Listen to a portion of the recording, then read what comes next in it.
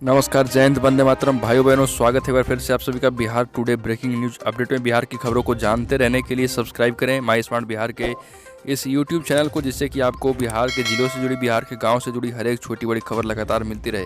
तो आइए दोस्तों, बिना समय गवाए खबरों की ओर चलते हैं। लालू तेजस्वी का नीतीश पर बड़ा निशाना। चारा घोटाले केस में जमानत मिलने के बाद लालू प्रसाद यादव दिल्ली में राज्यसभा सांसद बेटी मीसा भारती के घर है। हालांकि उनकी तबीयत ठीक नहीं है, लेकिन सोशल मीडिया पर लगातार एक्टिव हैं। लालू ने अब यूपी बिहार के लोगों से अपील की है कि वो गंगा मां को बचाएं।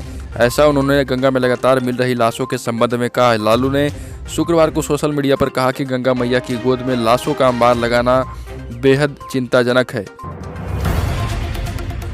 वहीं दोस्तों, बिहार लॉक हुआ तो कोरोना के नए मामले भी कुछ कम होने लगे हैं। संक्रमण की तेज रफ्तार कुछ थमी है। बिहार में 25 दिन बाद 24 घंटे में नए मामलों की संख्या 8,000 के कम है। 19 अप्रैल को राज्य में 7,487 नए मामले आए थे, जबकि 13 मई को 7,752 लोगों की रिपोर्ट पॉजिटिव आई है। इससे एक्टिव मामले भी काफ़ी कम हुए। राज्य में 13 मई तक एक्टिव केस की संख्या 9,06,277 रह गई है। संक्रमण में कमी के कारण राज्य का रिकवरी रेट भी 85% तक पहुंच गया है। साथ ही दोस्तों, IGIMS में बेड बढ़ाने की तैयारी। 500 बेड की थी तैयारी, 285 से आगे नहीं बढ़ पाया। IGIMS बेड फुल होने से वापस हो रहे थे मरीज।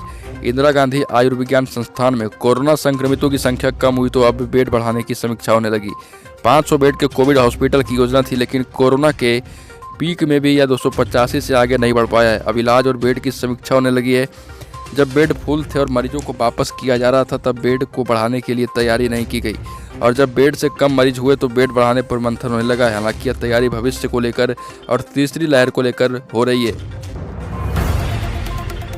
साथ ही दोस्तों, बिहार में डिटेंशन सेंटर को लेकर पटना हाईकोर्ट ने गृह मंत्रालय से सवाल पूछा है।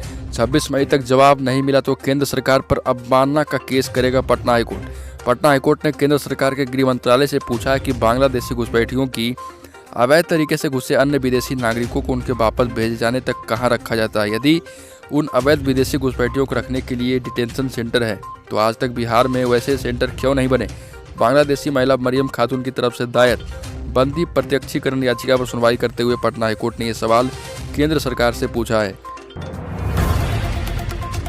वहीं दोस्तों, 27,000 संविदा स्वास्थ्य कर्मी काम पर लौटेंगे। हाईकोर्ट ने बिहार सरकार को कहा 4 हफ्ते में इनकी मांग पर निर्णय ले, नहीं तो फिर हम विचार करेंगे। बिहार में संविदा स्वास्थ्य कर्मियों का होम आइसोलेशन खत्म हो गया है, और इस मामले में आज पटना हाईकोर्ट ने सुनवाई की है। कोर्ट ने कहा कि संविदा स्वास्थ्य कर्मियों की मांगे जायज है, और इसके बाद राज्य सरकार को इनकी मांगों पर सहानुभूतिपूर्वक विचार करते हुए 4 हफ्ते में निर्णय लेने का निर्देश दिया गया। इससे पहले कोरोना को लेकर चल रही सुनवाई के दौरान सरकार के एडवोकेट जनरल ने कोर्ट को बताया कि संविदा पर कार्य करने वाले स्वास्थ्यकर्मी कल से हड़ताल पर चले गए हैं। इन परिस्थितियों में स्वास्थ्य सेवाओं पर बुरा असर पड़ा है।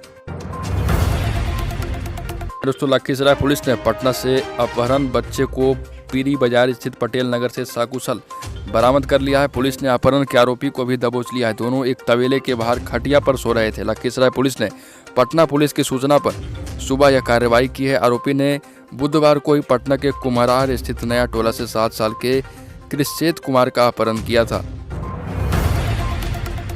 साथ ही दोस्तों, पप्पू यादव की रिहाई के लिए CGI को प्रार्थना पत्र।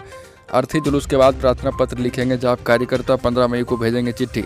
अपहरण केस में पूर्व सांसद की हुई है गिरफ्तारी। पूर्व सांसद पप्पू यादव की रिहाई के लिए जाप कार्यकर्ता प्रार्थना पत्र लिखेंगे। वो शनिवार को सुप्रीम कोर्ट के चीफ जस्टिस और हाईकोर्ट के चीफ जस्टिस को पत्र भेजेंगे। गुरुवार शाम जाप कार्यकर्ताओं ने अपने नेता की रिहाई के लिए प्रदेश भर में अर्थी जुलूस निकाला था। अब शनिवार को जाप के कार्यकर्ता प्रार्थना पत्र के जरिए पप्पू यादव की रिहाई की मांग आज करेंगे। दोस्तों, लॉकडाउन का पालन कराने गए मधेपुरा में CO पर हमला। मधेपुरा के आलमनगर में लॉकडाउन का पालन कराने गए अंचलाधिकारी और उनकी टीम पर दुकानदारों ने हमला कर दिया। मधली हटिया में दुकान हटवाने गई टीम पर हटिया में मौजूद 200 से 300 फुटपाथ दुकानदारों ने अचानक ईंट पत्थर से हमला कर दिया, जिसमें अंचलाधिकारी एवं अंचल गार्ड जख्मी हो गए। स्थानीय ग्रामीणों के सहयोग से किसी तरह अंचलाधिकारी व अंचल गार्ड को बचाया गया।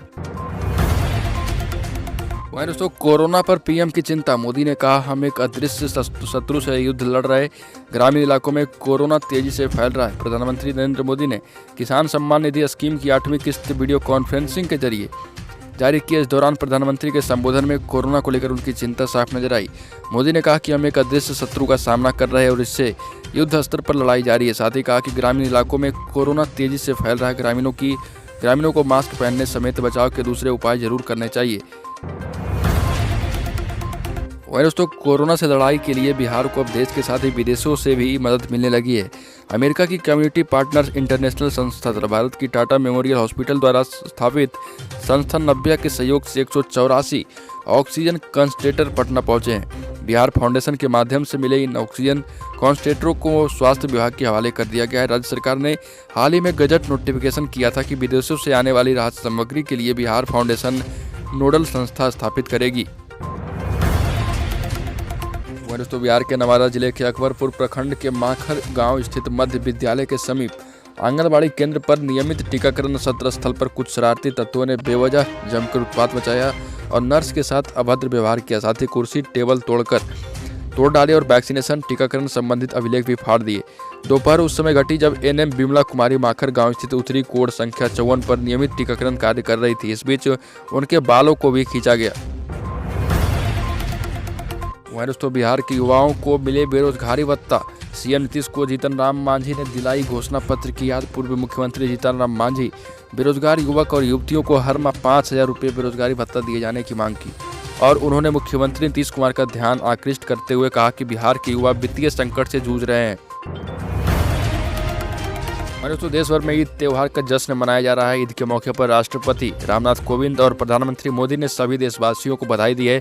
राष्ट्रपति रामनाथ कोविंद ने ईद पर लोगों को बधाई देते हुए लिखा, सभी देशवासियों को ईद मुबारक।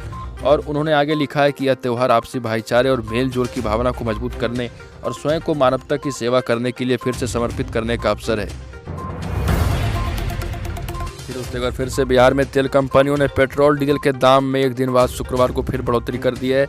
दिल्ली में पेट्रोल 29 पैसे और डीजल 34 पैसे बढ़ गए हैं। इसके साथ ही बिहार में भी इसी तरह का रेट जो है अब चल रहा है। और इससे पहले गुरुवार को ईंधन के खुदरा विक्रेताओं ने पेट्रोल और डीजल के खुदरा मूल्यों को बिना बदले हुए ईंधन की कीमतों में किसी भी तरह का बदलाव नहीं किया था, लेकिन एक बार फिर से पेट्रोल और डीजल के दामों में बढ़ोतरी की गई है। तो दोस्तों, बिहार के टुडे ब्रेकिंग न्यूज अपडेट में आज इतना। अगर आपने अभी तक इस चैनल को सब्सक्राइब नहीं किया तो सब्सक्राइब करें।